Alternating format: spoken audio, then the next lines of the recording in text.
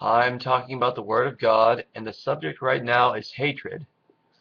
Now, when people think of hatred, they sort of think of this intense feeling or a stronger feeling than anger. But in reality, hatred is basically not loving somebody. You hate someone when you simply don't care about them or what happens to them or how they feel. That is the same thing as hatred. There's evidence for this in the Bible. Romans 9:13. Just as it is written, Jacob I have loved, but Esau I have hated. Now if God hated Esau the way people commonly think of hatred, wouldn't Esau have been in a much worse situation than he was in?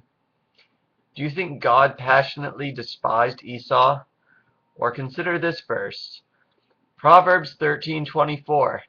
He who spares the rod hates his son, but he who loves him is careful to discipline him. So I know that this verse was about the value of discipline, but consider the word choice. If someone doesn't discipline his son, does he have some intense, passionate feeling of loathing towards his son? Or is it that he doesn't care enough about his son? Of course it's the latter. He just doesn't care enough about his son to make sure he gains discipline. So the next time you say, I don't hate anyone, remember that hatred is more commonplace than you think. Consider loving or hating your enemy. If you love your enemy, that doesn't mean you embrace what he does. If your enemy is a wicked man, then loving him will mean you hope he sees the error of his ways. If you hate your enemy, then you might say to yourself, I hope he gets the worst punishment possible. I hope he goes to hell. Hating him does not necessarily mean you try to damage him somehow. Now, you might not be able to make a difference either way, but the fact of the matter is God searches your soul. He knows when you hate your enemy, and he knows your attitude.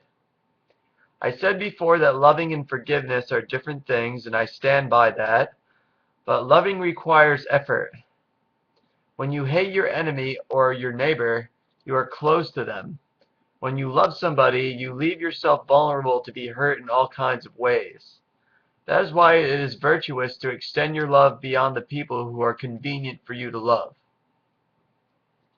Once again, the definition of the word hatred matters because we are taught that words matter a great deal in the Bible. Remember how Jesus said that calling your brother a fool in anger meant that you are in danger of hellfire. If we are told not to hate people but don't even know what hatred means, then how can we know what to beware of? Words do matter, and the way they can change your life can be both